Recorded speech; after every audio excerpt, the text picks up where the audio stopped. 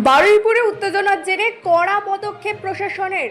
বারুইপুর নরেন্দ্রপুর সোনারপুরে জারি বিএনএসএস এর 163 ধারা। বারুইপুরে ঘটে যাওয়া ধর্ষণ এবং খুনের ঘটনাকে কেন্দ্র করে যাতে কোনো রকম উত্তেজনা বা বেআইনি জমায়েত সৃষ্টি না হয় সেই লক্ষ্যে প্রশাসন কড়া পদক্ষেপ গ্রহণ করেছে।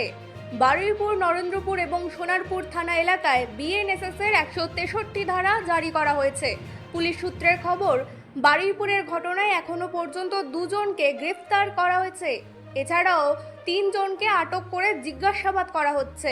ইতিমধ্যেই প্রকাশ্যে এসেছে একটি সিসিটিভি ফুটেজ। সেখানে দেখা যাচ্ছে ওই নাবালিকা এক ব্যক্তির সাথে হেঁটে যাচ্ছে। ইতিমধ্যেই গ্রেপ্তার করা হয়েছে মূল অভিযুক্ত আনন্দ সর্দারকেও।